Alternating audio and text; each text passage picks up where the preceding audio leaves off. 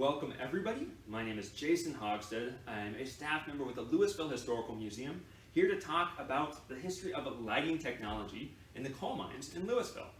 Now, the coal mines in Louisville were actually in operation for a pretty long time.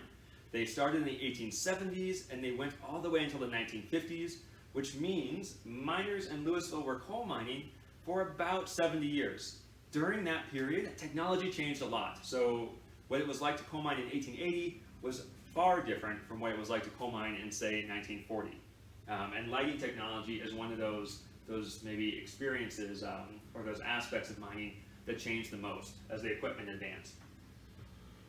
Early miners in Louisville would get to light up their workspaces using something like this. This is just a metal rod that you would hammer into a wall, and then you would have a candle that one would be able to light and illuminate their workplace. Now, this is a pretty stationary light, and it's also one that has a very open flame. Coal mines were highly flammable places. You would have coal dust, wooden supports, or things like methane gas that were highly flammable. They could either light on fire and cause an out-of-control burn, or possibly even cause an explosion. So miners were leery of having open flames. That being said, you still need to be able to see what you're doing. So coal miners had things like this that would help them illuminate their workspace a little bit better. This is a cap you see here, and in here you have a kerosene lamp. Kerosene chamber here, and then the wick would run down to the kerosene chamber. You'd light the wick on fire, and you would have a much closer flame to your actual eyes. Instead of a stationary light, you could move your head around with a kerosene lamp and illuminate exactly what you wanted to see. Now, having that open flame was not ideal in that flammable environment. Specifically, having a flame that was tough to control. It was just a wick that was burning. Was not the best, maybe, working solution. So miners developed something like this. This is a calcium carbide lamp, and it's a much harder helmet, one, which is great, but two, this is the true innovation. So this is actually going to have a small chemical reaction. You will place calcium carbide in some water, and that will produce a highly flammable gas. The gas will be released.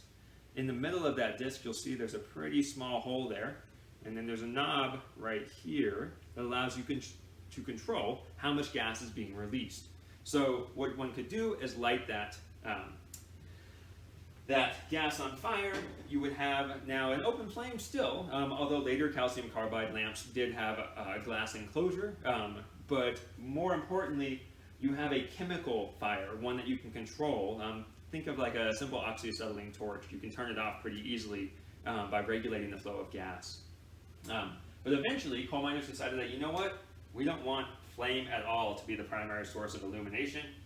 Instead, we want something like this. So this is going to be an early, starting about the 1910s, electric headlamp. So you can see this would go on your head, the lamp right here, and then this silver rectangle is actually your battery pack. So it's a pretty hefty battery pack. You can see how big that belt is. It was required because it's a heavy piece of equipment. But this electric headlamp let you avoid all the dangers of the open flame, which is one of the things that the coal miners in Louisville really wanted. They wanted to be safe. In fact, all of these items remind us and kind of reveal the extent to which coal miners were always trying to improve their lives, both in Louisville and throughout the country. We have changes in technology, but we also have a general desire to make their life what they wanted it to be, which was a through line for coal mining across the many decades that it existed here in Louisville. With that, I just want to say thank you. Thanks for hanging out, and I hope you have a wonderful day.